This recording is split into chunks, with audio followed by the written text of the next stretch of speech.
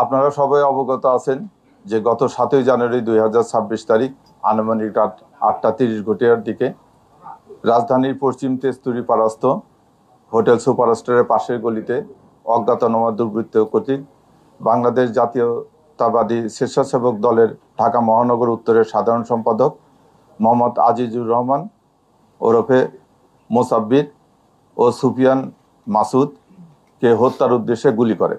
ঘটনার পরপরে আহত দুইজনকে চিকিৎসার জন্য নিকটস্থ বিআরবি হাসপাতালে নিয়ে গেলে কর্তব্যরত চিকিৎসক মোহাম্মদ আজিজুর রহমান এলাইস মোসাব্বিরকে মৃত ঘোষণা করেন এবং গুরুতর আহত সুফিয়ান ব্যাপারী এলাইস মাসুদকে উন্নত চিকিৎসার জন্য ঢাকা মেডিকেল কলেজে প্রেরণ করা হয়। উল্লেখ্য যে ঘটনায় নিহতের স্ত্রী বাদী হয়ে অজ্ঞাতনামা 4-5 জনকে আসামি করে তেজগাঁ থানায় 8 তারিখে একটা মামলা দায়ের করে। পরবর্তীতে মামলাটি নিবিড় তদন্তের জন্য ঢাকা মহানগর গোয়েন্দা পুলিশের নিকট হস্তান্তর করা হয়। প্রিয় সাংবাদিক ভাই বোনেরা, আপনারা জানেন যে এই ঘটনাটি একটি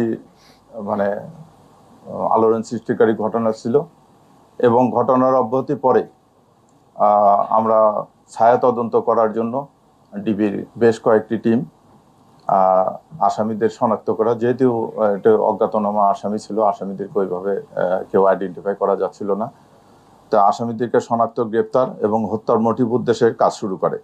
এরই ধারাবাহিকতায় গোয়েন্দা পুলিশের কয়েকটি টিম ঘটনাস্থলে উপস্থিত হয়ে ঘটনাস্থলের আশেপাশে সিসি ফুটেজ ক্যামেরা সংগ্রহ করে, ঘটনাস্থলের আশেপাশে উপস্থিত ব্যক্তিদের প্রাথমিক জিজ্ঞাসাবাদ করে, সোশ্যাল মিডিয়া ও অন্যান্য ওপেন সোর্স হইতে তথ্যপ্রাপ্ত সংগ্রহ করে সেগুলো যাচাই বাছাই করা হয় এবং এই যাচাই বাছাইয়ের এক পর্যায়ে আসামিদের আমরা মোটামুটি শনাক্ত করতে সক্ষম হই এবং শনাক্তকৃত আসামিদেরকে গ্রেপ্তারের উদ্দেশ্যে বাংলাদেশের বিভিন্ন জায়গায়, যথা ঢাকা, মানিকগঞ্জ, গাজীপুর, ময়মনসিংহ, নেত্রকোনা, ভৈরব, তারপরে কিশোরগঞ্জ সহ অন্যান্য এলাকায় ব্যাপক অভিযান পরিচালনা করা হয়।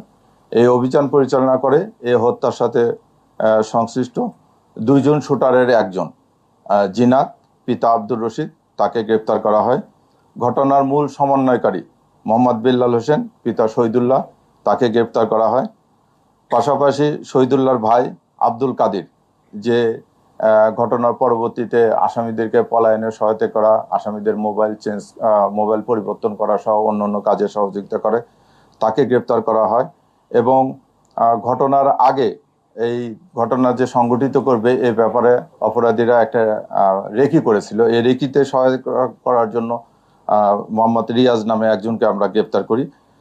তাদের এবং এই গ্রেপ্তারকৃত ব্যক্তিদের কাছ থেকে একটা নাম্বার প্লেট মোটরসাইকেল উদ্ধার করা হয়, যে মোটরসাইকেলটি হত্যাকাণ্ডে ব্যবহৃত হয়েছে। এছাড়া তাদের নিকট থেকে 6,000 নগদ টাকা উদ্ধার করা হয়। আমরা আসামিদেরকে জিজ্ঞাসাবাদ করছি। আসামিরা জিজ্ঞাসাবাদে প্রাথমিক তদন্তে এবং আসামিরা জিজ্ঞাসাবাদে তারা এই ঘটনার সাথে সংশ্লিষ্ট আছে বলিয়া তারা জানিয়েছে। আমরা এখন তাদেরকে নিয়ে আসছি, আমরা টোটাল ঘটনাটা তদন্ত করতেছি। এই পর্যন্তই এই হত্যার এখন পর্যন্ত।